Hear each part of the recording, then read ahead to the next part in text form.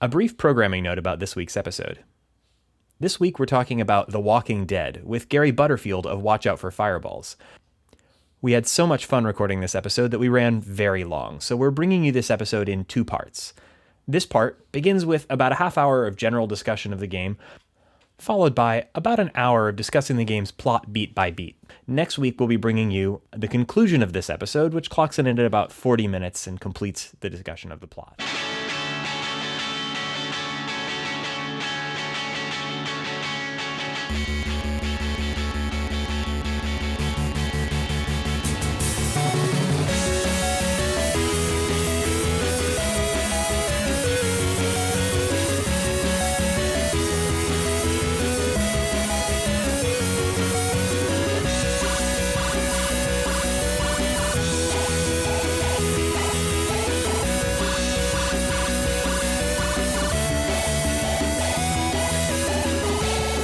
Welcome back to The Short Game. This is the show where we discuss short video games, the kind of games that you can probably complete in an evening or a weekend, the kind of games that we really like to play. And today, we are talking about The Walking Dead, which is a series of games by Telltale Games.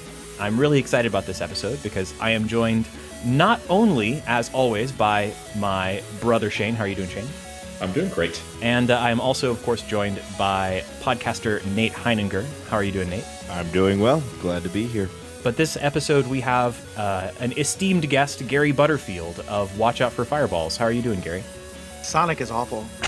I'm just kidding. You're off the show! We're doing this again. Yeah, we're not. I brought that up off the air so we wouldn't have to have this conversation. In confidence. I'm doing great. So for our listeners who may not have caught our previous episode with Gary, if you look back in our feed a short distance, you'll find a nice interview with him and his co-host Cole Ross of the Watch Out for Fireballs podcast. Watch Out for Fireballs is a fantastic retro gaming podcast.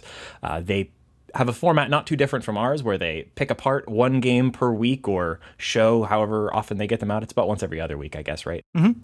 And they are among my favorite podcasts on the internet. They do really great work over there. Gary's also a musician, and he does a bunch of other cool stuff. I think I saw your tweet that you have a new album out, right? I do. Yeah, I finished last year. I did it, and I thought it'd be kind of fun to do it once a year, doing these albums in Mario Paint Composer. And they're songs that are between 30 and 45 seconds long, but I do a lot of them. So there's a new record, and there's 52 on it. And last year there were 50. And you play them on shuffle. So they you just kind of get these little bites of like a verse and a chorus, that kind of go through all instrumental and all original compositions. Oh, that sounds really cool. Mario Paint. I love it. What's the album called? This is called 4VG by VG. Last year was the Stoic Club.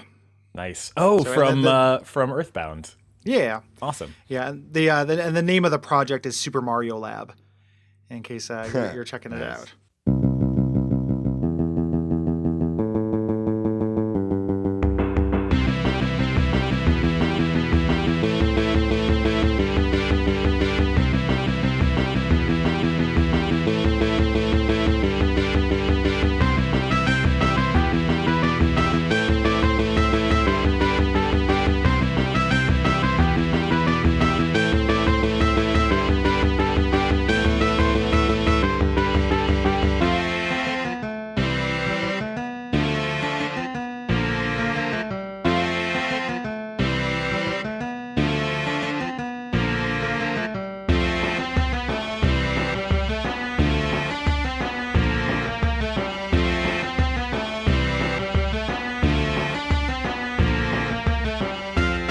Talking about The Walking Dead, and this is a game that, ever since we began this podcast, I've kind of had my long list of short games that I keep going back to, and this was one of the first 4 or 5 games that I kind of put onto that list. Yeah, this one's been backburnered from our show for a while. I'm very glad we got into it. If you play video games, you've probably heard of this series. It's gotten a lot of buzz, it's gotten a lot of press, but for folks who may not be familiar with The Walking Dead as a media empire, oh my gosh. I've been reading The Walking Dead as a comic series for years. And I guess I got onto it around issue like 30 or 40. And it's had well over 100. I think the last issue that I read, and I'm a good ways behind. The last issue I've read was around issue 110.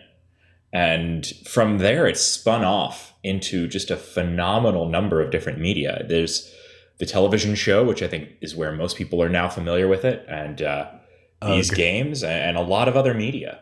Lighters at gas stations and hot topic shirts and Somebody bought me a Walking Dead puzzle, like a jigsaw puzzle. So I guess that's the other Walking Dead game I've played. I know there's a board game of some acclaim Really? that's supposed to be fairly decent. I actually do have the board game version, and I have played it a few times. I do not care for that board game. I'm too much of a board game snob, I guess. I had never played it. I just remember reading something about it. They said it was fairly decent. But it's just to your point that, I mean, there's essentially, if I go into a bookstore, there is like a Walking Dead section. There'll be a table right up front with the DVDs and the comics and the... Ugh. Right alongside the Game of Thrones memorabilia that will be everywhere. Wait, where is it in this world that you guys are walking into a bookstore? Well, Portland, Oregon, home of the world's best and largest used bookstore, Powell's Books. Powell's. Yeah, I've been there many times. Big fan of Powell's. I've still never been to Portland, and I mean to go soon. I've got some friends there now, too. So yeah, basically every bookstore in Houston has now closed. Oh, yeah. Molly lived in Portland for a little over 2 years, and I went there 6 or 7 times. And virtually every trip we went to Powell's. It was great. Yeah, it's great. So The Walking Dead is this whole media empire, but we're talking about this one corner of the Walking Dead media empire, the video game series by Telltale. And I have to admit that when I first heard that there was going to be a Walking Dead video game, I didn't have high hopes for it. At the time, I don't think I was super familiar with Telltale's work. I was aware that they had done like the Sam and Max games, the like reboot of those. And so I think at the time I was like vaguely aware that they had some historical relationship to the old LucasArts stuff. But hearing, The Walking Dead is becoming a video game, I didn't have high hopes for it. Zombies in video games are pretty played out, even in 2012, I think, when this came out. Yeah, zombies and everything have been pretty played out for the past several years, but The Walking Dead has managed to stay. Yeah, to the point where like I was an obsessive fan of this comic series, and zombies got so played out by the rest of the world that I wound up dropping the comic series, like I said, around issue 110, and it's a shame. Yeah, honestly, like the TV show, I started out liking it during the first season and then dropped it because I thought it got really boring and I just didn't have any characters that I could care about. And I actually think that's something that in many ways, I think that The Walking Dead, I've watched the TV show, a whole lot of it. I've read a whole lot of the comics. I haven't played the board game, but I will say that the Walking Dead game by Telltale is, I think, the high point of this franchise, which is really weird to say because it's a licensed game. I was going to say two things just real quick. One, I agree with you, and I think it's somewhat controversial because the comics are really good, but I think the game is better. But what's interesting is even if you did have a background with Telltale, which I kind of did, like I was a big fan of the old LucasArts games, and when they got the Sam and Max engine or a license, I played those. But this is entirely different than anything they've done. Like even if you were expecting Telltale style, this is not that. This was them going in an entirely different direction, for them, and then also for adventure games. And that's why it was such a pleasant surprise. I think that's part of the reason why it's so critically lauded. So yeah, it's just got tons of innovations on what an adventure game is and how you play it. And it absolutely threw me for a loop because I was not expecting something like this. This is another one of those games that I think I got in some kind of sale at some point. I was like, this has been getting a lot of buzz, but I had sort of decided that it wasn't for me before I'd ever really given it a chance, and picked it up really cheap at some point and became completely hooked. And that was right around when the first season of this ended. So I should mention that Telltale's thing is that they release their games in a sort of an episodic kind of way. So The Walking Dead that we're going to be talking about today is season 1 of The Walking Dead, and probably for spoiler reasons, as far as plot details are concerned, we're going to talk only about the first episode of the first season. So the first season of The Walking Dead was broken up into 5 episodes, plus a little DLC thing that I'm afraid I haven't played. And then there's also a second season. Today we're going to be talking about Season 1, Episode 1. We might allude to other stuff. And that's why we're not going to be including a spoiler break in this episode. We're going to just sort of talk through the game, and we're going to do our best not to allude to anything that won't be in the first chapter or the first episode. Yeah, we talk a lot about story and story-driven games on this podcast. Usually that's a main focus of the games we decide. And I have to say, this game is the most story-involved game that we've played yet. I mean, the story is the game. The characters are the game. There's very little actual gameplay, at least compared to most of the games that we do. Gary and I have both finished the game, and Shane and Nate have only played the first act, so they'll be here sort of for color commentary and that kind of impressions, and anything having to do with the series as a whole will probably be falling to you and me, Gary. Yeah. Have you played season 2? I know we're not going to talk about it. I'm just curious. Oh, Okay. yes, I have. Yeah. I haven't actually completed season 2 yet. And that was because when I was playing it really actively, only the first 3 episodes were out. And so I played up through the 3rd episode, and then I just haven't been able to go back to it and finish the last 2 episodes yet. I was sort of waiting until they were both out. I like to play this in big chunks. Side question: Have you played Wolf Among Us? Not yet. No. Another one that's, I can't wait to play it. What did you think of it? Oh, it's great. I like it a little bit more than I like season 2 of this. Like, not, season 2 of this is great. Telltale does great work. And it's a little bit kind of towards what Shane was talking about. It's not so much more puzzle based, but I feel like there is a little bit more gameplay in it. So if that's something you're looking for, if you like this general style, it might be worth checking out A Wolf Among Us. Also based on a really good comic. So. Yeah, and I have read the comics, of Fables, right? Yeah. Sounds great. So, Gary, how would you say that this is different from other adventure games that folks might have played? Because I think that this really represents a new direction for adventure games. A lot of people are going to have played an adventure game, maybe an old LucasArts game or one of the Telltale games, or something like in the show we talked in one of our previous episodes about. What's the Tim Schafer thing? The Kickstarter. Broken Age. Yeah, Broken Age. I almost just call it Twin Cinema, which is a new Pornographer's album, and not the name of a Tim Schafer. That's a pretty good album, though. It's a great album. I just knew it was 2 protagonists. I was like, it's twin force, twin boys. The Shane and Reagan show.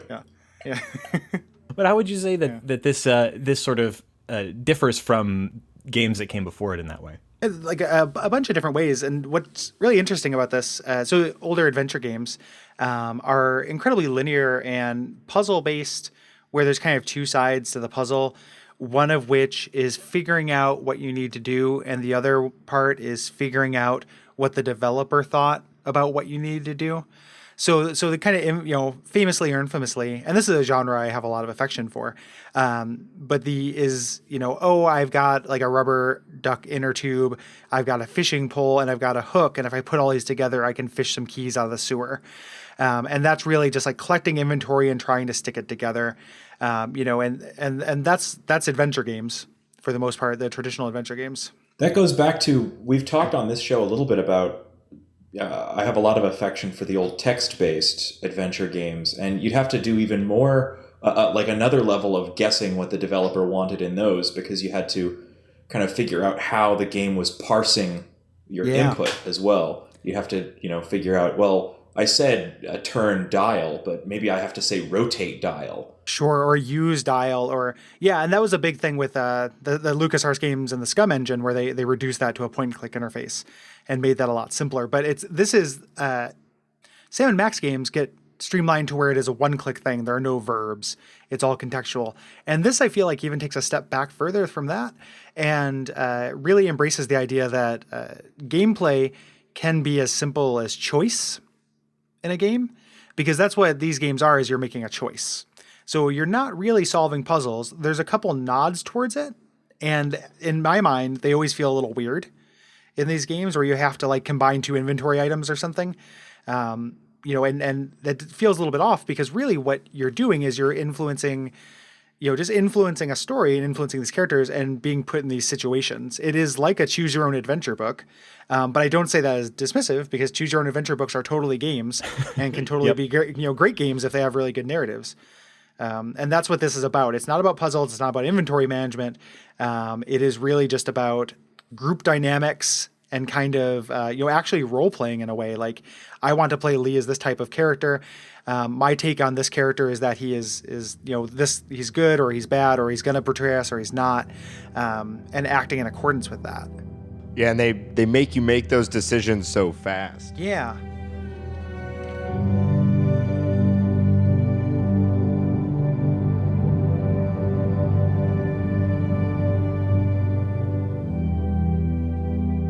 Lee as a character, when we start off with him in the back of a police car being driven to jail for murder, that having the story start off there, storytelling wise, having us be in the role of a convicted murderer means we can basically pick any kind of person that we want it to be and what kind of arc we want to have, because you could be kind of an angry, vengeful person who's like unleashed on a post-apocalyptic world in some sort of crazy warrior arc, or you could be a wrongfully convicted Lee with sort of a redemptive arc, and I feel like it gives you a lot of freedom to kind of interpret Lee as a character. Yeah, and sometimes you don't know exactly the way those decisions are going to go. I accidentally at one point I had to restart a section. And so when I went back through and had some discussions, I made a couple different choices to just kind of see what the dialogue would be like. And early on, you're talking to a woman, and she says, "I want everything to go back the way it was." And one choice leads Lee to going on a rant about everything before was awful. The politicians are all garbage. I'm glad this is all done. And another choice leads to him saying essentially, yeah, we all wish we could go back to the way things were. So you really do have this broad scope and a lot of different ways you can lead your character. I even liked that you could, in a lot of cases, just not respond or not act. And that, of course, well, that actually very cleverly was its own choice. And so if you're slow or if you hesitate, he has his own response. And there was a moment that I really liked. One of my favorite moments in the first episode was he was just coming out of the house with the little girl Clementine for the first time, and she, he was asked like, "Oh, is this your daughter or what?" And I was looking at the three options. I wish I remember exactly what they were, but none of them really seemed to fit, and so I just didn't say anything. And so the other character kind of filled in the blank, and he was like, "Oh, so I guess you're just a good Samaritan." And I was like, "Oh, well, yeah, that's exactly what I am in this situation." They do a really excellent job of obfuscating choice and consequence, to where you're making a lot of choices in this game, and not all of them can matter. If every one of the choices you made actually mattered, you would have this flow chart to the end, and they would have to plan for hundreds of different permutations at the end. But there are those weighty choices, and the fact you don't always know when those are going to come about makes every choice matter. Yeah. Like, you don't know if this is just going to be, this isn't how I want to play the game. And that has value. Like, I want to come off as this type of guy. I'm role-playing this game. That has value. But then when you get that little, Clem will remember this, pops up on the screen, it can be devastating, because something that and that really teaches you that everything you're doing matters or can matter, and can actually have this impact. And a lot of it is kind of trying to fool the player into figuring out which ones are going to be the things that matter and which ones don't, and make even some that seem like they matter, and they even will give you the blank will remember this, and don't actually end up amounting to very much, but it still feels like a weight. Like, it is the best choice simulator I've played. Like, it feels really, really heavy when you do something. And a huge part of that is that when it gives you these moments to make choices, we already talked about that it's, they're timed, most of the choices, not all, but many of the choices are on a deadline. And if you don't choose anything, it's going to choose something for you. And often it's not the choice that you would have made yourself. It's going to choose probably to remain silent. And, you could play this game with Lee just sort of walking around like some kind of catatonic spaceman with cold, dark eyes or something. I wonder what would happen if you did that, actually. I'm very curious. Like, what would happen if you just never said anything? Probably everyone would think that Lee was a murderer. Well, I mean, he is, but even worse of a murderer and creep than he is. But the fact Alleged. well, it's pretty clear. But as you're playing through this, it does not let you skip or fast forward through any of the dialogue, and I think that kind of reinforces this like film-like quality. I know that when I was playing through it the first time, there were some times where I made choices that I didn't like the results of. But because I can't just load back to a quick save and make a different choice and see what happens, loading back usually involves a lot of time because you can't fast forward through these scenes. You can't just rewind. And even if you do load back to an older save, you can't really easily get quickly back to where you were because you're going to be playing through all of the dialogue again. And so it makes it really hard for you as the player to undo a choice. And I think because of that, the choices really feel final and sort of fatal. The choices are a big deal. When you make a choice, you better be damn sure you choose what you want because it's sticking with you for the rest of this game. Well, and I think that there's like a snowballing effect where as you play, you develop an identity in the game, and you wouldn't want to actually go back and game it. Exactly. It's a really nice mix of high consequence and low consequence. And ultimately what it is that it's a very low consequence game. There are very few ways to actually die. And when you do, you're able to start right over and do that QTE or what have you. But everything feels very high consequence. So you can actually go with, solutions or choices that maybe aren't optimal and feel okay about it. Because really the only way to win this game is to get a narrative you like. Seeing the end credits isn't a win. A win is like play this the way that you want to play it, do the things that you think you would do, and your reward is not necessarily beating the game or an end credits. It's the story that led you there that is shaped the way that you wanted it to be shaped. Yeah, you're not going to reach an ending of this game where it's like, and everyone lived. Congratulations. Exactly. Yeah. Yeah. So I wanted to spend a little bit of time talking about how this game differs from other adventure games just in terms of its interface and also like just the actual physicality of the gameplay. Did you guys play it with a gamepad or with mouse and keyboard? Mouse and keyboard. I played it with a Xbox 360 controller. I did keyboard mouse. Yeah, it's a bit about a split. I've played it both ways, and I think that something really amazing about this is that I 100% prefer it with a gamepad. I think it's the first adventure game that seems like it's easy to play with a gamepad in this way, or at least the first one that I've played to any great degree, or it's definitely the first one that I preferred to play with a gamepad, because it just makes, you're frequently just making these quick choices. It gives you just quick color-coded buttons, hit the button and you're in. Yeah, it's also nice to play on a gamepad because then you're really prepared when you unlock versus mode at the end, and you just do the Walking Dead fighters, and you already know all the combos, super moves. Yeah. You can do the quarter circles. I did find the controls a bit clunky, to be honest. Like the maneuvering around and some of the things that you had to do real quick, point and click, grabbing a gun, grabbing the ammo, firing it, I did find to be a little clunky sometimes, or a little bit slower than I wanted it to be. Yeah, the walking was a particular frustration for me. I think that they really strove for these film-like camera angles, which are awesome most of the time. There are whole stretches of this game where you could just say, okay, I'm watching a great TV show, and they put a lot of care into the camera angles, and that works really, really well until you have to walk around a room. And then you get this very strange... Yeah? Would you say you had walking dread? I am going to hang up on you, and you're never allowed back on this show. Come on, that was perfect.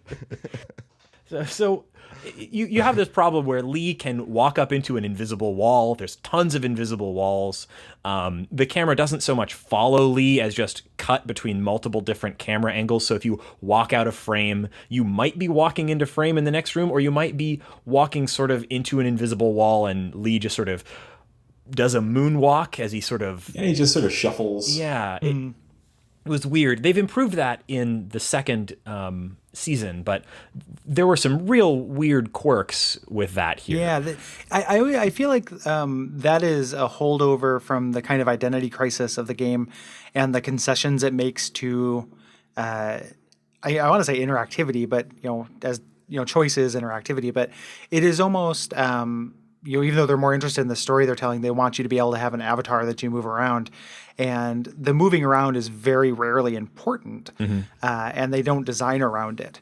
So, the camera angles are more, like, as you said, are chosen more for impact and kind of visual impact as opposed to ease of use. If you wanted to make this, if it was important where you're going to be, they could do an overhead view or an over-the-shoulder view, but it's very rarely important, and it gets frustrating the times when it is.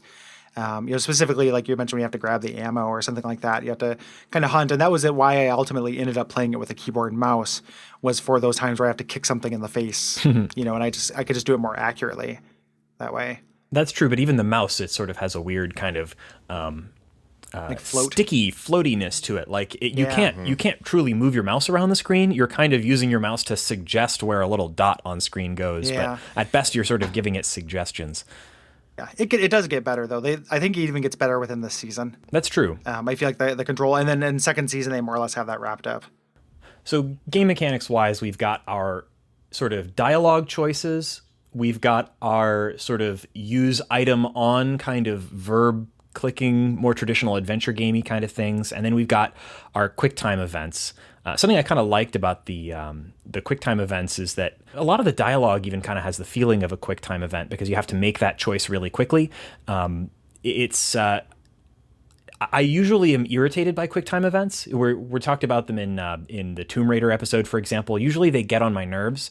And here we're playing a game with tons of what could be considered QuickTime events, and somehow they didn't bug me. I'm not sure why that is. For me, it was pacing, because you had spent so much time just kind of interacting with characters and dealing with these tense character dynamics that they almost had an opposite effect than what they do in, say, like Resident Evil 4 or something, where they were almost relaxing. Because it's like, like now there's an immediacy to the threat. I don't have to worry about, a month down the road whether this person likes me enough to share food with me. I just have to worry about getting away from this zombie, or getting this person who I've grown to care about away from the zombie. And that kind of immediacy was really pleasant and novel in the game. Like I think those scenes, the QuickTime event scenes, are never supposed to be the function or the focus so much as just a way to break up the pacing. It adds a moment of direct stress. I mean, the game itself can be stressful, but so it is a lot of just talking and a lot of dialogue. And so you have these moments where you're just jamming your keyboard or your controller as fast as possible. I think it adds like Gary was saying, just a different change to the way you've been playing. They're easy choices to make. Yeah. The game definitely doesn't have easy choices to make, and it needs to give you some easy choices to make to let up on fatigue. Yeah. It says hit A as fast as you can, and then hit Y.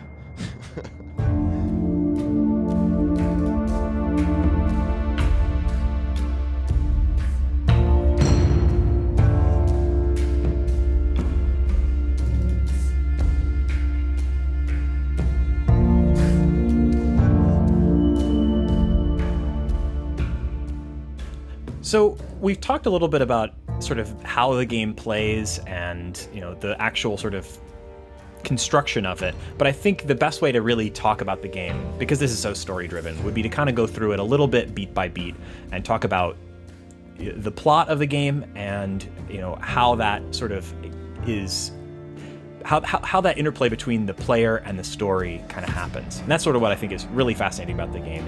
It's a story being told to you, but in many ways you're telling the story yourself.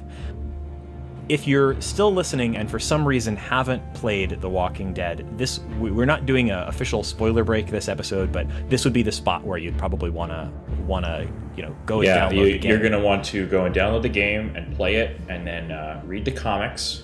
and then go and watch at least the first 3 seasons of the TV show. Wear the shirt. Get the board game. We should also throw out real quick that each of these episodes, which is one of the main reasons it's on this podcast, is I think it took me about 2 hours, maybe 2.5 to complete the first episode. Yeah, so it's not a huge time commitment to go right now and play this game and come back.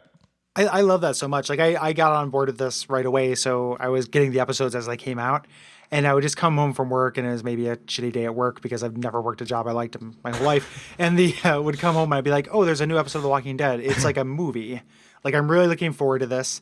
it's not relaxing necessarily, but it takes about as much time as a movie. To play any individual episode. And that's a really good, like, you can play them in the bigger chunks. I really appreciated the serialized, just having a really solid play chunk to kind of look forward to next time I had a couple hours free. Yeah, I feel the same way. I did sort of play them all in a chunk, but what I mean by that is really I played them one chunk after another. They are broken up into perfect evenings of a video game.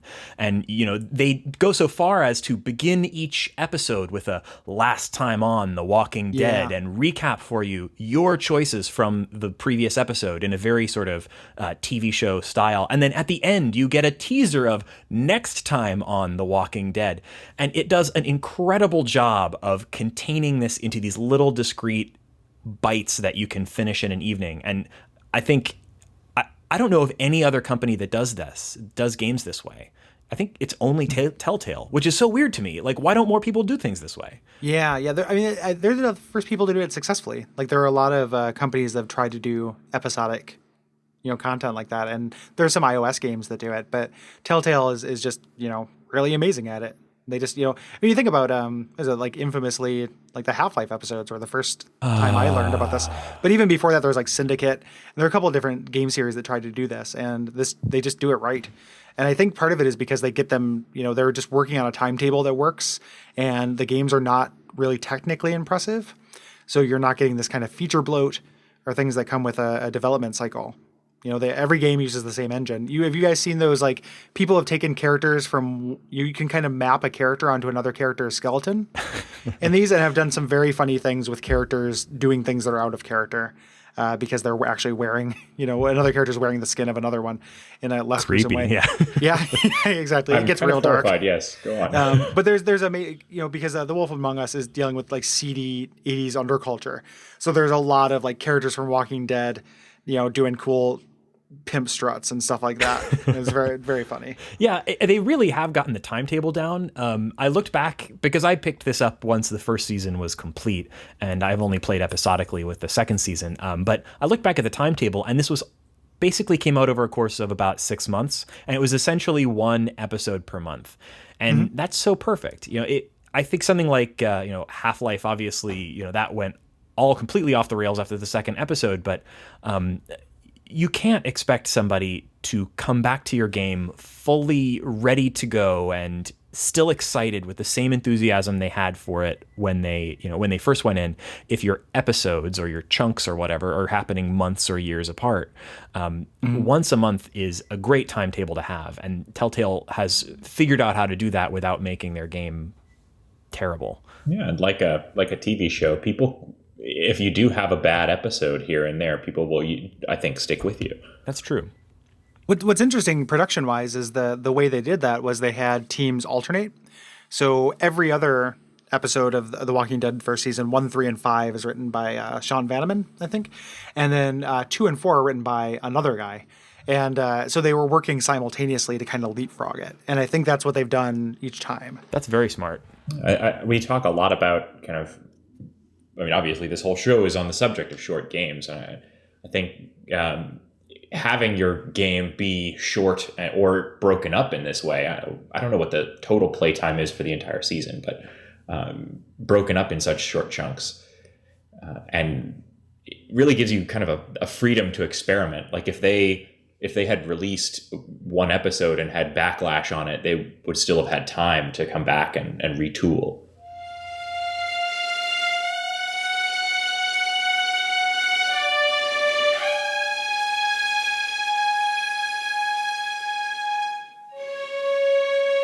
So it gives you a really great sort of first moment.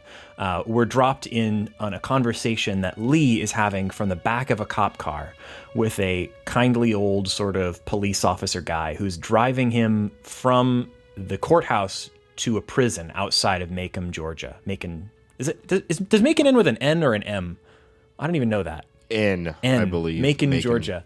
And or I'm sorry, actually, I think it was Athens. Anyway, this all happens in Georgia. Whatever, it doesn't matter.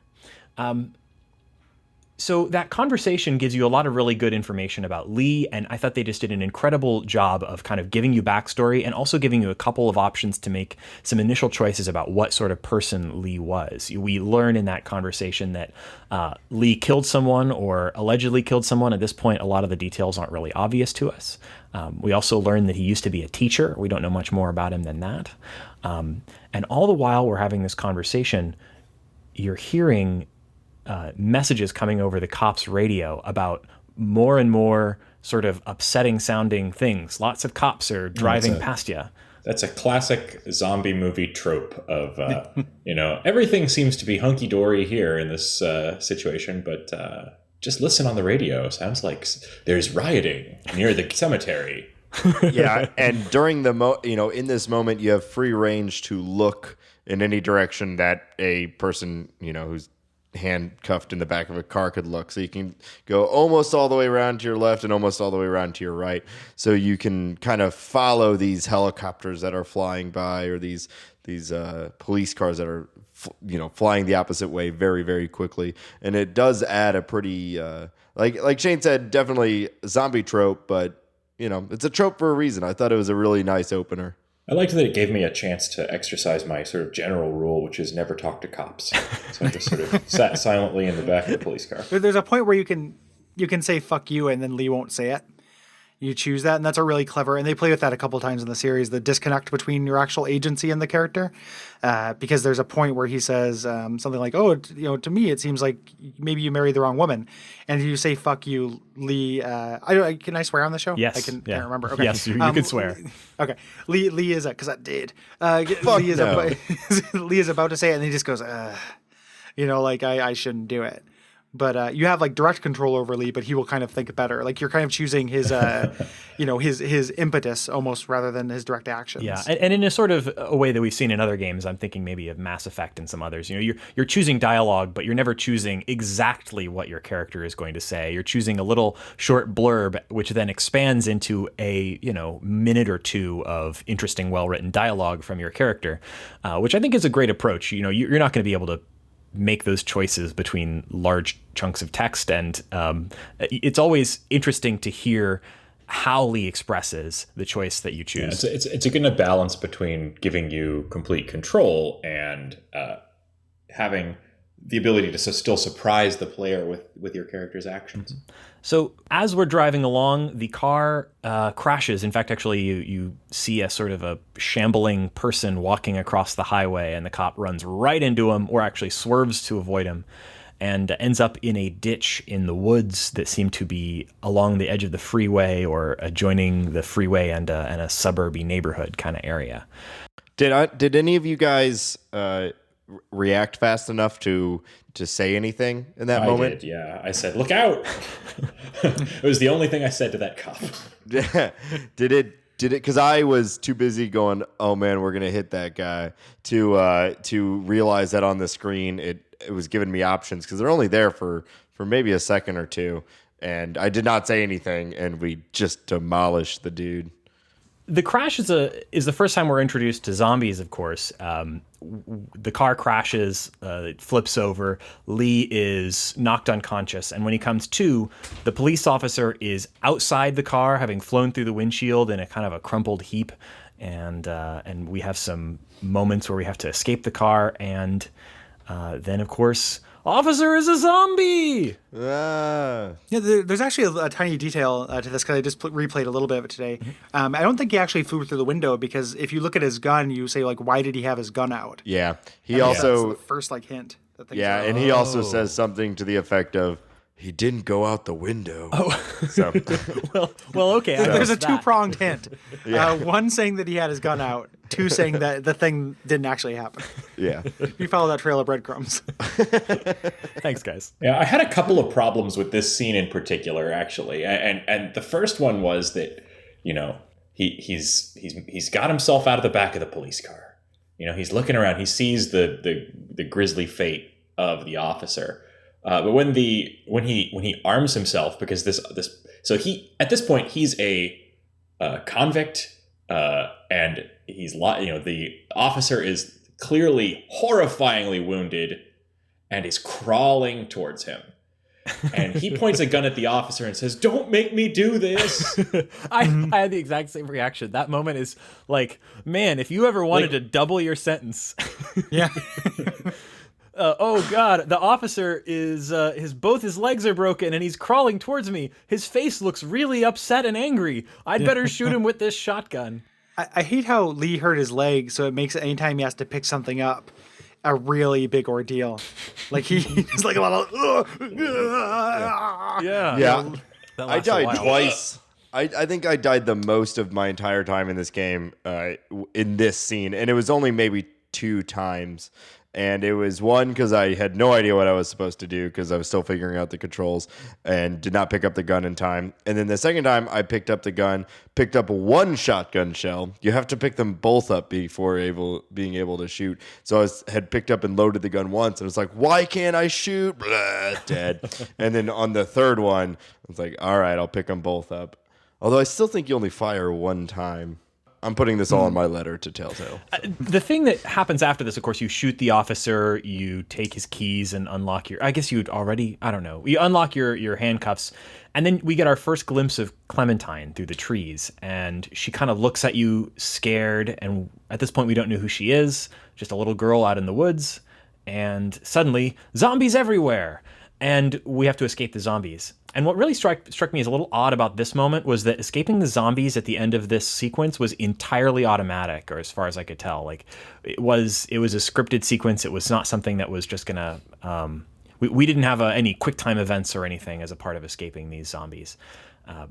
But Yeah, I mean, is there at least in the first episode, there aren't many times where you are controlling Lee running away from things. That's true. Yeah. It's almost all a video. Well, think about like you guys are tabletop guys too, right? Yeah. Like when you're playing a tabletop game, like you call for rolls when the outcome is undecided.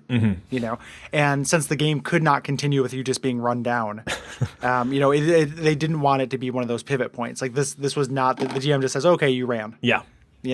It was no contest. Whereas like if they were the other times when you're running, which happens a little bit later, where maybe you might trip or something like that, they'll give you a QTE. Yeah, I could also see too. These are not fast zombies, and Lee has a broken leg, or a very injured leg, so probably wouldn't be a very fun run from the zombies moment anyway. So I could see them having play tested that, and they were just like, meh. I'm happy about this decision. I agree too. In many ways, it's like other games have done the one guy against horde of zombies thing a lot better than this game would have. So it's like, I think it's good that they avoided, like they didn't make this a zombie shooter. Obviously it's an adventure game, but they didn't lean on any of those dude with guns versus zombies tropes. Even from the very first minute, you could get a sense that this was a game not about killing zombies, but about, and almost not even about running from zombies, but more about just plain surviving. Mm-hmm. And on the back of each of the graphic novels, it even has, there's this quote about survival or what how long it's been since you really lived. Like that's always been a core part of the series and all the medium. There's in all media. Have you guys read World War Z? I have. I tried to, I didn't get into it. Really? Yeah. Oh, that World War Z is my favorite of all the zombie. Pretty much anything zombie. I'm a big fan of the Left 4 Dead games, but those are just the kill as many zombies as you can. But anyway, World War Z is similar in that it's the zombies are what caused, the people to have to go into this survival mode, but it's not really about zombies. It's about the choices people make when put into these situations. Well, and the choices that people made that made it worse. Like that book is a very much like a strongly kind of progressive book politically. Just because it is. Yeah, because terrible decisions by terrible people in the interest of getting money caused a lot of people to die, which happens all the time in real life. And in that book, they just took that to its illogical conclusion, where it almost caused the end of the end of people. Yeah. Yeah. Don't watch the movie, or if you do, just forget they named it World War Z. Just think they named it Brad Pitt in the Battle of a Billion Zombies. Yeah. And it's all right. but I saw it. It was the okay, book- but yeah, it didn't resemble the book at all.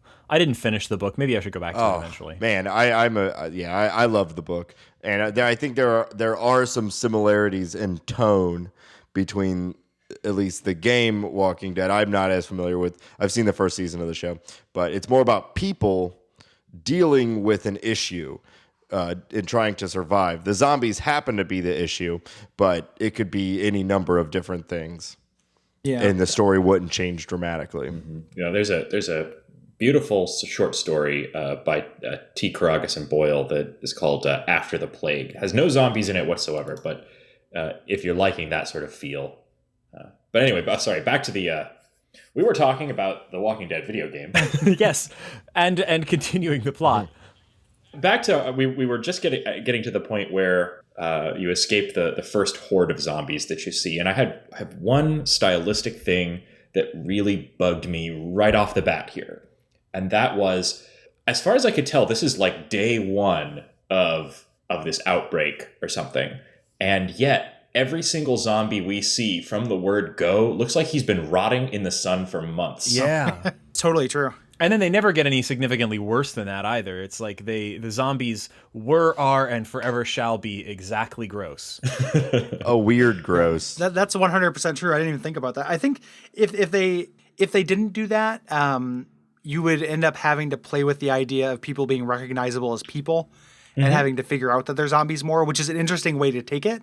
But I think that they just weren't interested in doing that. Well, in the comic, they get around that because your main character, Rick, was unconscious in a coma for like many months. And I thought maybe they were doing that with Lee because when he came to, he was like, "Oh, I'm super thirsty." And I was like, how long was he out? But like, he can't have been out for days. Like, I think he was out for 6 months. The parents had been gone for 3 days. Didn't she say her parents were gone for 3 days? Yeah. So worst it could have been would be 3 days. And I mean, I've never left a rotting body out in the sun for 3 days, but Oh, you should give it a try sometime. You've never been? I never have. Yeah, that's a really astute point, and weirdly something I didn't notice, like in playing these games at all. But that's 100% true. One of the things that I love in the comics is that they talk a lot about kind of the time cycle, almost the time cycle of it. They talk about in the winter the zombies freeze, and so it's for the most part safe in the colder parts of the country because the zombies are icicles.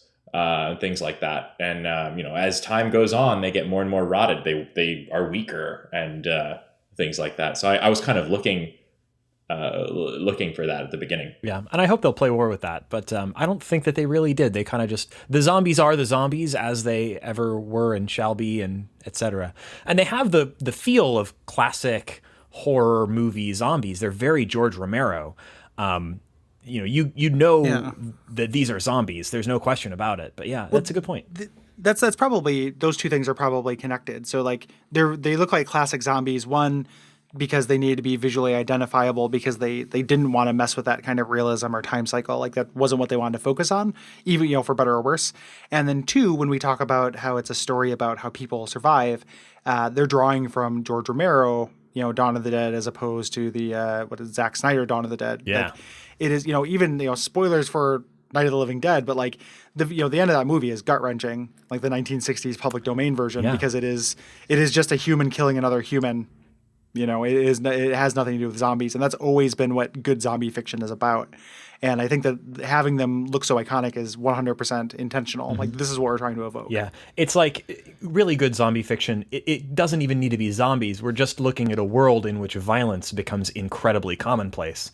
Mm-hmm. And how do people deal with that? How do you protect yourself in a world where everything is obscenely violent everywhere? Mm-hmm.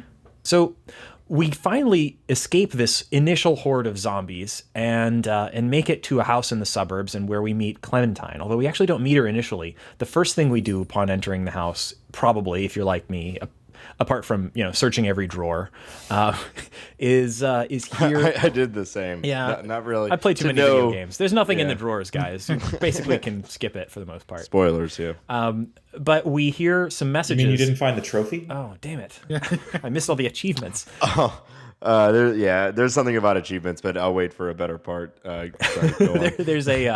There's a message, or actually a series of messages on the answering machine. which like, is this supposed to be the modern day? Who has answering machines? And they're gut wrenching. You know, they're like, I went in, I listened to those messages, and immediately my heart fell down to my guts. You know, there's her parents calling Clementine, or initially calling her sitter to say, hey, we're stuck. There's, you know, her father dealt with a crazy guy and had to go to the emergency room. And then, you know, there's another message that's really panicked. And the final message is just from Clementine's mom that says, you know, Clementine, baby, if you can hear this, call the police. We love you. We love you. And it's just like, oh my God, it ripped my heart out. Mm-hmm. And then we finally talked to Clementine over the radio, who's hiding out in the treehouse. It's another world where they don't know that zombies exist before zombies start happening, which I do. Whereas, think you know, fortunately we do. We know all about zombies existing. Yeah, I know. I think if zombies were to actually happen in the real world that we have, the response would be totally different, because everybody calls out zombie on anything, like anybody who's like sick, and like they're like, oh, he's a zombie. So we're way more aware of zombies. But in this world, they're not aware of zombies until they're happening, and every other zombie world. But you know, we hear Daddy was attacked by a crazy man, and we're like immediately, well, he's dead. Yep. He is for sure a zombie at this point. I really liked the character of Carly. You like the character of what? Clementine? Clementine. Why did I say Carly? Oh, no. I was just flipping the names right. Carly's the... Carly's the journalist. Pistol packing reporter. With a heart full of napalm. Oh, yeah. Yeah, Clementine's great. Like Clementine. Man, that's something adorable. I want to at some point in my life be described as pistol packing and a heart full of napalm. That is a fantastic description. Clementine, like that's the emotional core of the game, right? Yeah. And ultimately, as the themes develop, like this is part of the great 2012 daddening of games, where it is about an older man taking care of a younger girl in a post-apocalyptic setting. See also The Last of Us. See also lots of other games, and they had to make her like really, really compelling and charming, and almost more than that, like never annoying. And I think both those games succeeded that pretty well. Like, the girl in The Last of Us is great. Clem is great. Like you end up like really caring for both of them. They're very different games, and this one there's more you in the you. There's more you in Lee than there is you in Last of Us Man. Mm-hmm. What is his name? Johnny Last? Joel, yeah. Okay. Yeah. Nathan Drake. It's Johnny Last of Us. Yeah. He's the titular character. It's the part I was born to play. But yeah, it is. I kind of made a note to myself about this. I was like, is this a good escort mission or the best escort mission in history, the entire Walking Dead series? It's how every escort mission should be, in that it's not really an escort mission. It's does an amazing job of making Clem a character worth talking to. She's a little girl, but she's an interesting little girl. Most children in video games are, decor with one phrase that they can repeat.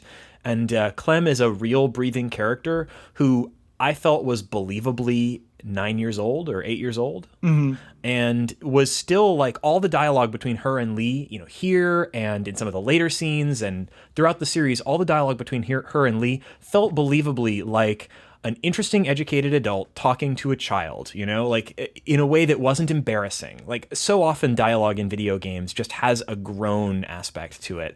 All the dialogue between Lee and Clem, there's some groaner dialogue in this, but Lee and Clem, all the dialogue is on point. Yeah, and good voice acting. Oh, absolutely, yeah. And it's very fun to play through the game and go through the whole series where you actually get to kind of see Clem develop and see that you're kind of having an effect. Yeah. On her. So not only is she an interesting person, but you actually have some control and some influence as to how she develops as a person. She's not calcified when you meet her, which is just really, really cool.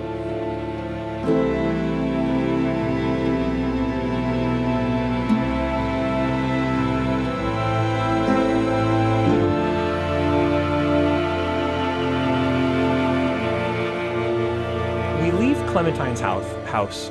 We leave Clementine's house either during the day or during the night. And does that matter? I couldn't tell. I don't think so.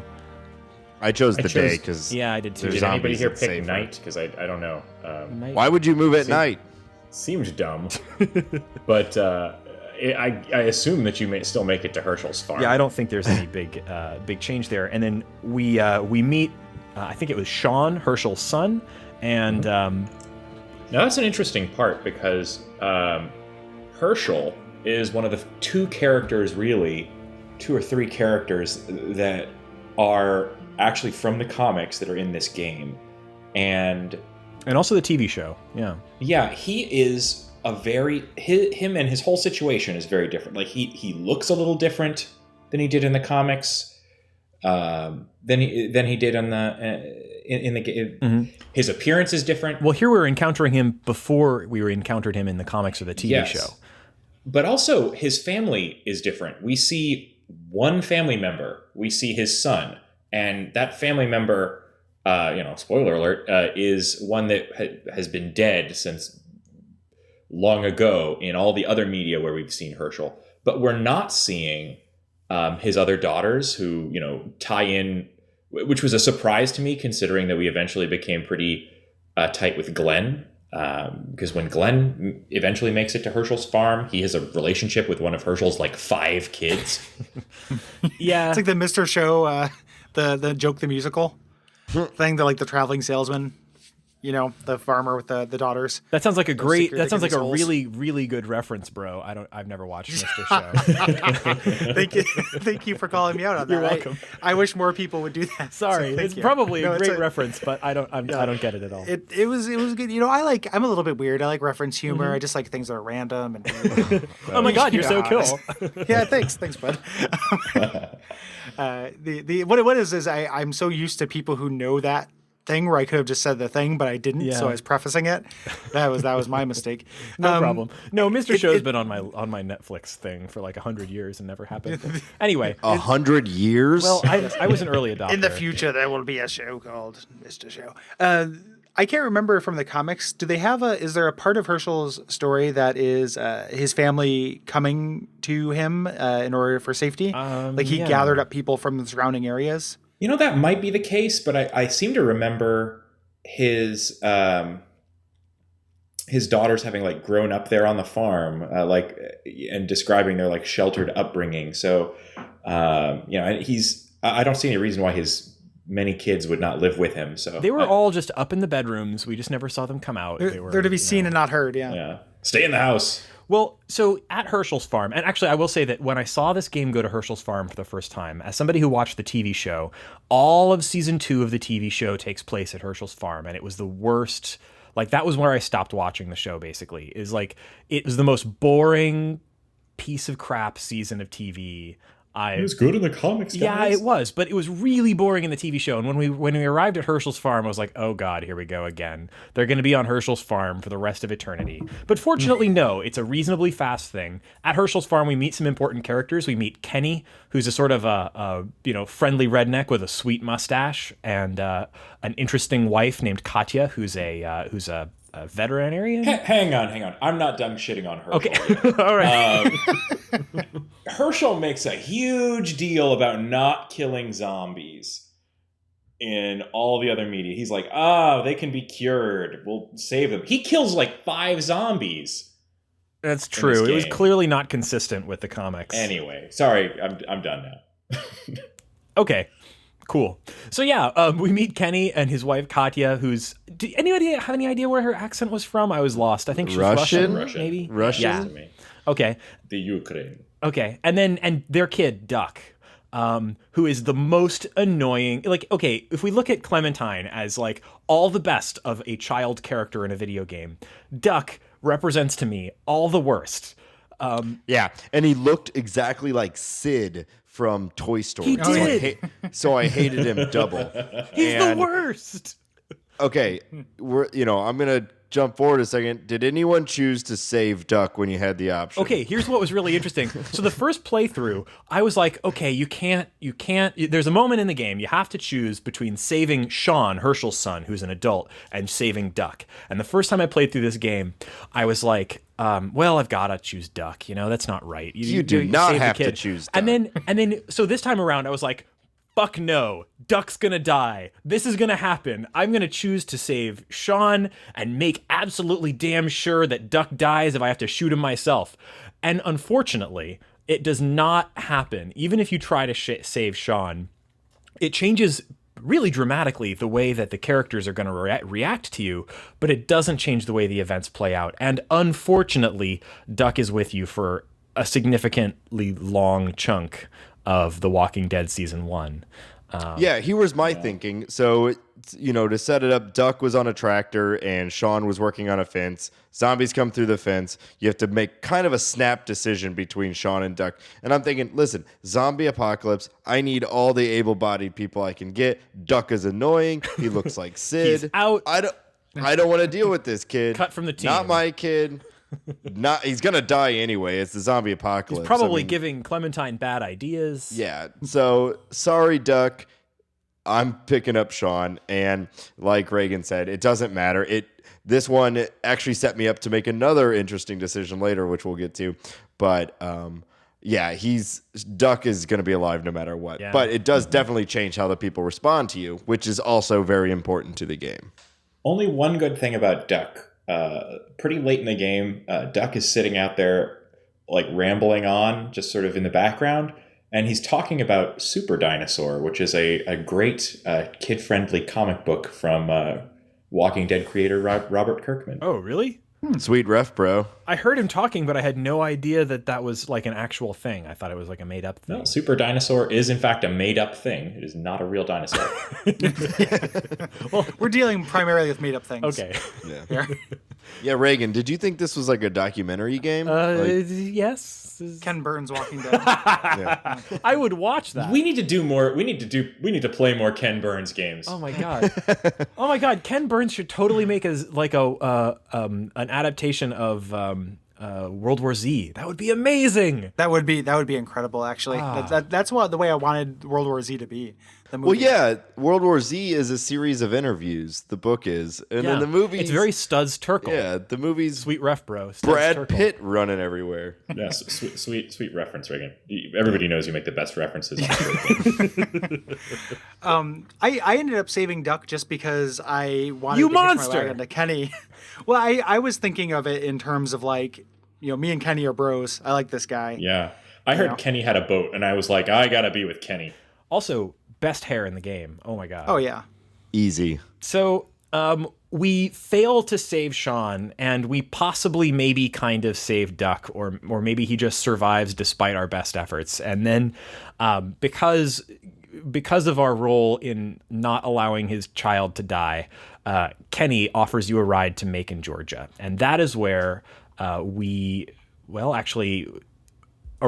arriving in Macon.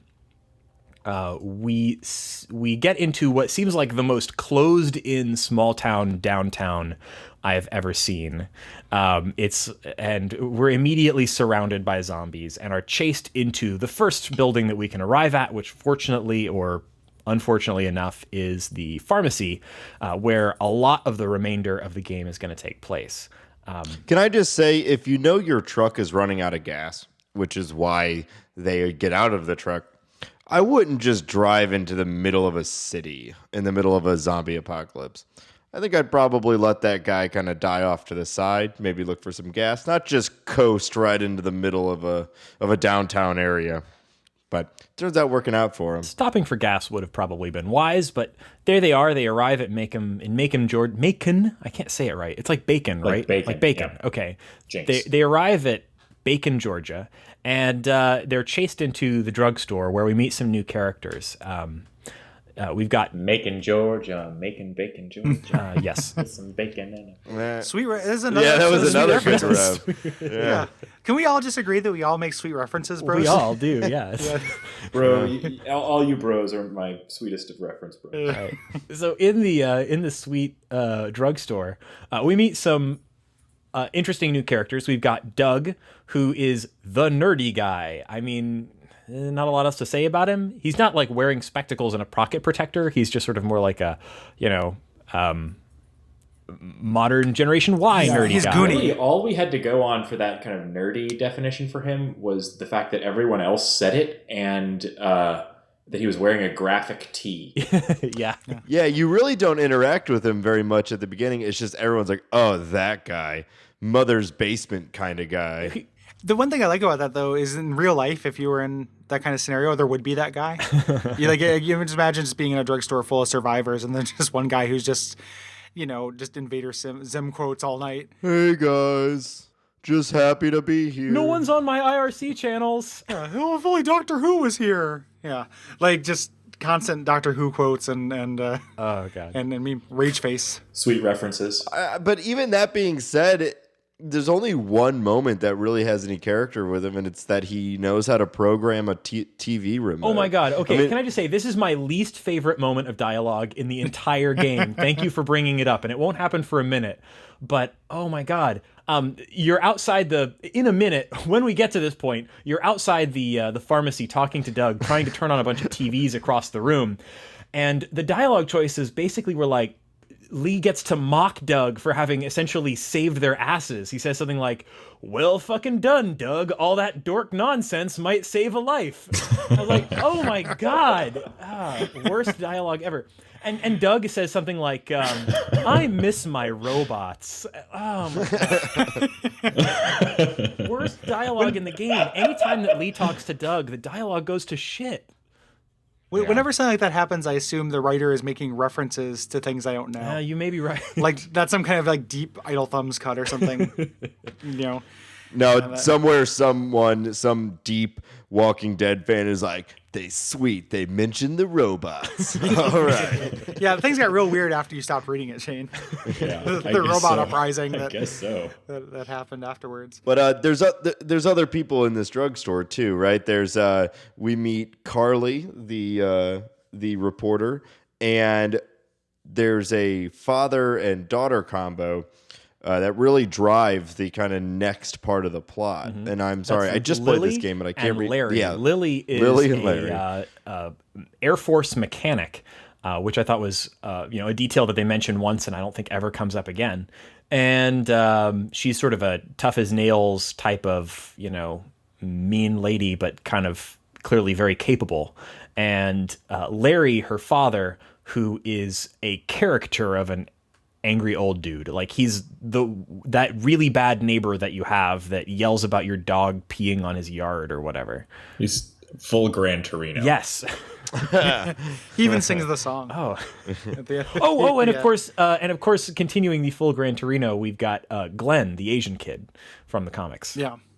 The scrappy guy who has no problem just running out into the town and jumping around cars. And I mean, he's in the show, right? I've seen the first season of the show. He's a major part of the show. Mm-hmm. And he's he exactly goes the on same in the to wind up with the rest of the show gang at Herschel's and winds up marrying one of Herschel's daughters, mysteriously absent from this video game. Mm-hmm. So Glenn is one of our connections between this and the comics or TV show. I actually kind of think that they threw a lot of those into this first episode, like Herschel and Glenn, and then kind of gave up on them, and as they realized that this game could stand on its own and that they didn't need to pepper it with references to the other media in order to make it appeal to people. That's 100% the case. And it's funny with the way they did it. I'm glad this game came out when it did, because it was before the show was so huge. I don't even know if the show had been out at that point. I don't either. I'm not exactly sure. But I feel like if the game was made now, there'd be a lot more fan service to the show just for money, for dollar signs issues. And this was more just to tie it into the comics. And for fans of the comics, and the comic is wildly successful, but a wildly successful comic means almost nothing. Comics don't sell. Yeah. On a cultural level, yeah. I would be willing to bet that more people have played this game than read the comics. 100%. I would not be surprised at all. This is clearly based on the comics, even down to the art style. And actually, I will say that art style-wise, the comics have this very distinctive black and white only approach, which really suits them well. But art style-wise, this clearly looks drawn. It's not... It would have been interesting to see the game in black and white. It would have been probably kind of technically a little bit difficult. I've never really seen a black and white video game that, mimicked kind of an illustration style in a really convincing or good way. Cell shaded is... Am I incorrect in saying that this game looked very It was more of a cell shaded design. Kind of. I wouldn't say that it's using cell shading. I think that their textures are very painterly. It's definitely like it's textured, or it's like I don't know. I'm not a Yeah, cell shaded would be if they had kind of applied a kind of a post processing effect to kind of create a smoothed, heavily bordered look. Yeah. I don't know. I was thinking their faces at times reminded me of like Borderlands type characters. Yeah. It's very similar to Borderlands in a lot of the stylistic, Visually, but art not in any elements. other way. Yeah, thank goodness. Yeah, right. Well, all the sweet guns you get and all the sweet loot. Yeah, all of them with meaningless incremental upgrades. Yeah. Oh, like this, I have a .02 efficacy for my choice mechanic. Oh, nice. Is that better than the .01 and .01 elemental damage for it? Oh, an acid screwdriver. Yes. Yeah. The answer is yes. I'm gonna really grind to upgrade my empathy marker. Yeah. So we encounter all these interesting characters, and after fleeing into the drugstore, it's immediately obvious that Larry is kind of an asshole, but also just sort of a pragmatist. He thinks that Duck has been bitten because Duck is covered in muck and also was recently attacked. But fortunately, Duck, or perhaps unfortunately, Duck wasn't bitten. We clean Duck off, and Larry completely hulks out because he's super pissed and needs nitroglycerin pills because his heart is problematic. Fortunately, we're in a pharmacy, but the pharmacy part of the pharmacy, the part where you actually get the sweet drugs, is all locked up. So a big part of the next chunk of the game has to do with cracking open that pharmacy and getting to the sweet drugs inside. I think they really had a misstep with Larry, because he is chosen as, or kind of posited as this, you're choosing sides in the game, you ultimately learn. And for me, they made this guy really unlikable really quick. Yeah. Like I did not like him at all. And one of their goals was to make a game where all the decisions were hard and you'd be split about 50-50, with everything. They wanted the audience to be split 50-50. But this, along with another decision that comes a little bit later, they really kind of dropped the ball on, because Larry just seemed like a colossal asshole. And I mean, I guess if we were playing like Psychopath Lee, that's, a dark pragmatist, you could go with him. But for me, it seemed very obvious. And the kind of, some of the texture didn't really reveal itself until later when the decisions got a little bit harder. That's true, and I didn't really think about it in that way at the time. But later on, when it does really ask you to choose between like Larry and I suppose sort of Kenny or other parties, yeah, that was a really easy choice, because I was like, I want this guy to die of his heart condition immediately so that my group will be better off. I kind of think that you could see it as them sort of easing you into kind of these heavily consequential choices during this first episode, like when you have to pick between Duck and Sean, that seems like an incredibly weighty decision, but then you're immediately shown that like there was no real consequence to it. And then when it's like, do you side with Kenny? Like it's, you start to kind of get pushed one way or another, right up through the end of this one, where you make what I think was probably the only really difficult and weighty decision in this first act. Yeah, which we'll talk about when we get to it. But yeah, that's true. And I feel like they are kind of, many of the choices don't have the weight of that big final one, or, close to final one. So our big puzzle, if you will, is getting into the pharmacy. And actually, something that I thought was really great in terms of storytelling was that as we're working on that, we get a sort of an offhand comment where someone says to Lee that they pulled a couple of bodies out of the office. And Lee kind of has a pained reaction on his face at the moment. And it takes some time to really put it together, but we kind of discover that Lee's parents owned and ran this pharmacy that we happen to be taking shelter in.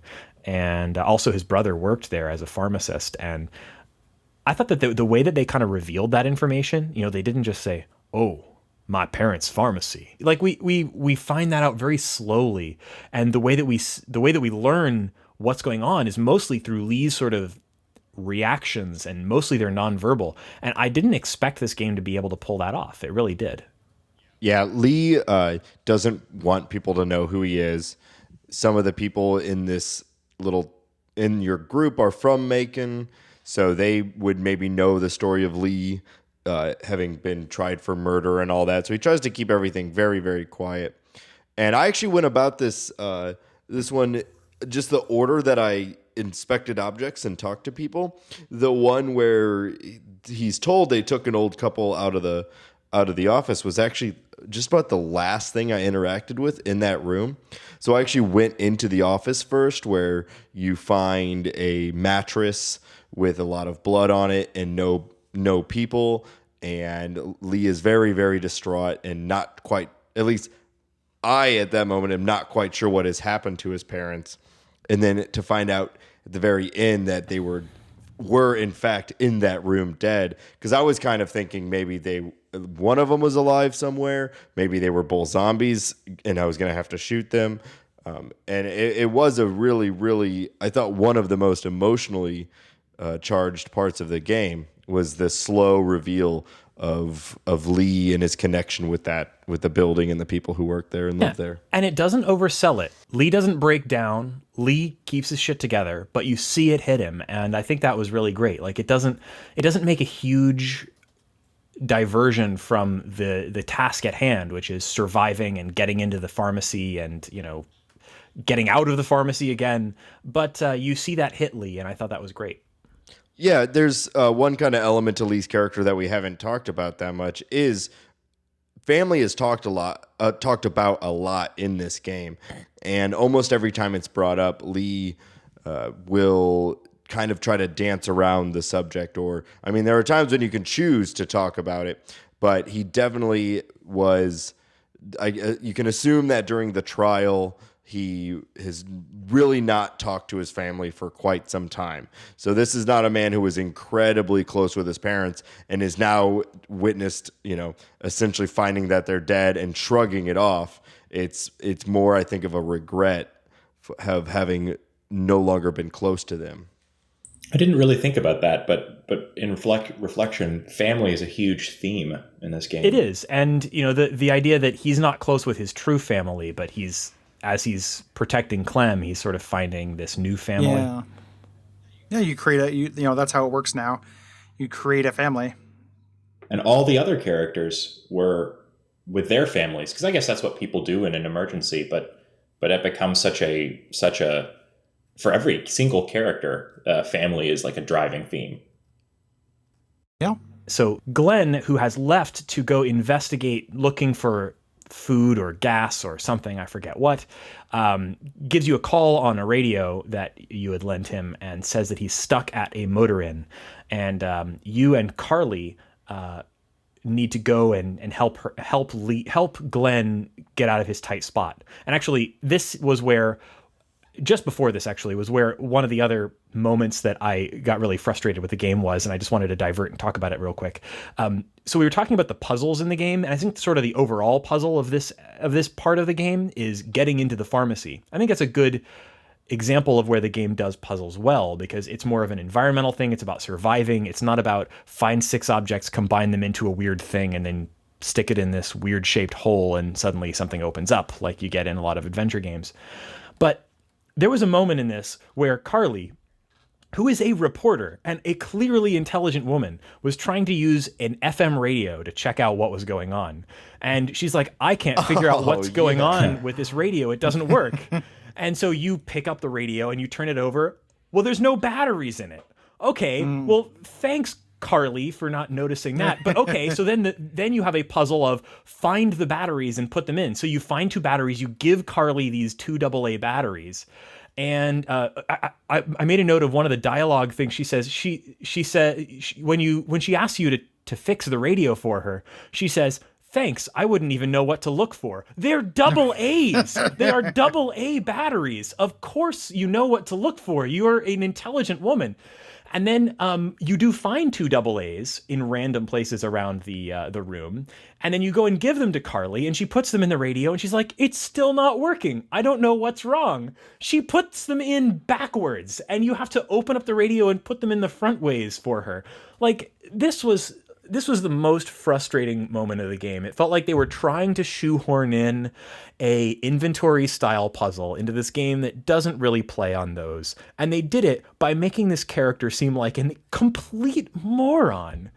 Yeah, for seemingly no purpose, because she at every other point of the game is a very intelligent, strong, thinking person, and a crack shot, and just really able to take care of herself. She was a lead reporter, and for some reason she doesn't know what AA batteries are, and she's involved in she the doesn't know technology which way field. to put them in. Yeah. Come on. No. There's a diagram that shows you which way to put them in. Maybe she's an illiterate reporter, and that's what makes her so much more inspiring. Oh my God, you're right. And that's why we're supposed to respect her even more, is because she rose to the ranks. Well, I wish I would have chose her. Yeah, you're 100% right that it is just them trying to, I think, just stick in a puzzle. Like we need a little bit more content, guys. So I didn't even find the 2 batteries. I was just like, that's stupid, and I just went forward with it. You're right. I think it's optional. I You can actually go on without it. Can I tell you guys a secret? I also don't know what AA batteries look like. So. Well, it actually is kind of hard to find them in that room. You know, they don't really stand out against all of the random food wrappers and shit that's all over the floor. So, yeah, I found one of them, and I was like, if I run into the other one, whatever. and the payoff of it wasn't great. You hear half of a broadcast in which the people at her radio station that she works for are in the process of going off the air, and one of them is maybe getting eaten or something. And it's not exactly a whole lot of payoff for what amounted to me to probably the single most bizarre and frustrating part of the game, of the first chapter anyway. Unfortunately, they don't do this a lot afterwards. Like, having played through all of the first season and most of the second season, I never found another puzzle in the game that made me, what the fuck, quite as strongly as this one did. But it's good to call that shit out when it happens, but it's also worth noting not only was this the first one in the series, but this is the first game I remember playing that was like this really at all. Yeah. So they're really trying to do something new. So I'll give them a little bit of leeway. That's true. No pun intended there. Just based on the fact that they're blazing trails. There's some growing pains in it. That's true. And this was sort of just an echo of older styles of adventure games. This is the kind of thing that you would expect every 5 minutes if you were playing a totally a typical adventure game. Even a Telltale game from a year before. Yeah. Like, this is the kind of thing that happens all the time in like Sam and Max Season 2. And that's the point of it, and then you just kind of have some funny dialogue to distract you from it, but the actual gameplay itself is not very engaging. And I might be willing to believe that a talking dog doesn't know what a AA battery is. Yeah, not a reporter. It is. I think it would be egregious if they kept doing that shit, and I think the series would not have its reputation, and I would not be as big a fan. The fact that one of the things that you can say about the series is the fact that they do the episodes in such a short term, you get to see the evolution of the series really quickly, and you get to see them learn from their mistakes really fast. If you play Fallout 3, and then it takes however many years for New Vegas to come out and to rectify some of the mistakes of Fallout 3. Here it's like, they do that a little bit less next month, they do it a little bit less next month, and then by episode 5 you're really not doing that shit. I'm not calling you out. No, on blast absolutely. for pointing out, because it is bullshit. Like, it is dumb. Is such bullshit. It is a truly dumb thing. I'm just happy that they fixed it. Yeah, me too. Yeah, I'm glad she died. Hey. Yeah. And actually, that's optional. So we'll talk about that in just a moment. So we've put the batteries back in the radio for the woman who clearly was her college education was not including basic electronics operation. And so now we have a little puzzle scenario. This was something that actually, another thing that kind of puzzled me about the flow. I wanted to continue with the plot, but I wasn't able to go and play out a certain scenario. That is, there's a scenario where you can go outside and talk to Doug about grabbing the keys from one of the corpses that is pinned under a fallen electrical pole out there.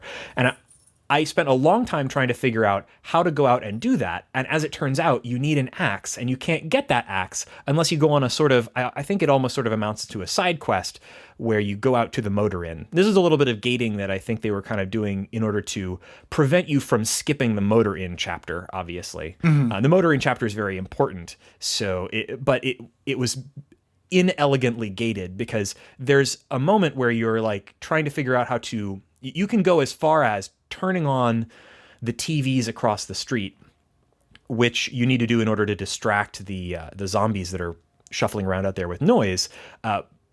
And then it's pretty clear that the next thing you need to do is break the window in front of those TVs so that the zombies can hear them and then be distracted so you can run and grab the thing. Oh, yeah, and there was that brick, which was right clearly within reach. The brick is every time inches you click on away. It, he says, I can't reach that. Yeah, brick. so it's just another little like moment where their puzzle design is not really working to their credit. But it's clear what they were trying to do was gate you so that you couldn't complete that puzzle until you got to the motor inn. I would have rather they not show you the puzzle until you went to the motor inn. It was really frustrating to get 80% of the way through that puzzle and then not know why I couldn't proceed, because I had essentially completed the puzzle. I knew exactly what I needed to do, but apparently you need to break the lock before you can reach the inches outside of the totally open gate with its slats. It was just very frustrating. But we go to the motor inn, and actually I thought that as far as just puzzle solving and action, I actually had a moment there that I thought was hilarious, because I was kind of in the exact same situation as you, where I thought I was trying to complete this puzzle when really I needed to go off to the motor inn. And so I had collected all of the objects, and I had all this stuff, and so I was trying everything on that lock because I figured, okay, well, I've got to get through this lock. And one of the things you could do is you try pointing the remote control at the lock and trying to unlock it. And Doug, he's like, oh, well, that's not that kind of universal remote. And Lee's like, oh, I know that, Doug. Stellar dialogue all around again. Throughout this whole thing is like constantly exasperated with Doug. Top-notch dialogue. Most of the That's dialogue good writing right is there. top-notch, but every time that Doug talks, or excuse me, every time that Doug's dialogue himself is fine, but when Doug converses with Lee, it always kind of derails a little bit. It's notable that we're calling out exceptions to the good dialogue as opposed to just talking about a game with shitty dialogue. Like, the number of examples we brought up were like, that's garbage dialogue. It's been 3 very specific instances all about one character. True. So far, or just about one character. So it is, and the fact that the quality is so high across the board makes the low watermarks stand out more, I guess. Dialogue across the board, generally A+. I think that the characters of this game might be better than the characters in the show and the comics in a lot of ways. Like, there's some really good characters and characterization. I definitely think that the acting in the game is better than the acting in the show. The voice acting is phenomenal. Yeah, I'm of the mind the show is pretty bad. I agree with you. Yeah. I think the show has some really bad elements to it, but I had a lot of affection that carried over from the comics. The show is pretty much universally reviled at this point, is the sense that I'm getting. I loathe it. I think it's terrible. From what I understand, this new season, this 4th season, is a bit of a return to form, and it's good again. I have some friends that are huge fans of the show. You know what? I don't care. My take on TV shows is that if they can't hold my attention through middle seasons, then they no longer deserve my attention if they return to form, Like I'm going to go sit through an entire season of a television show that's probably, what would it be, like 12 to 15 hours worth of content. Yeah, it's a huge commitment. Whenever that happens too, when someone says, no, you just have to get through the first season, it gets good. It's like, well, that's 12 hours. Like, that's a really big thing to ask of me. Yeah, there's a lot of really good content out there. I don't need to waste my time. And, you can read the comics. They have relatively close to the same plot, and they're really good. The comics are great. One of my favorite comedians, James Adomian, has a bit about, the have you seen phenomenon. And he likens saying, have you seen a TV show, to asking if you read like Time magazine. They're like, oh, do you mean, am I familiar with it? Ever read one? Nope. Have you just read Time magazine? Like, 1902 to present? Because it's such a big time commitment that people ask so lightly. It is.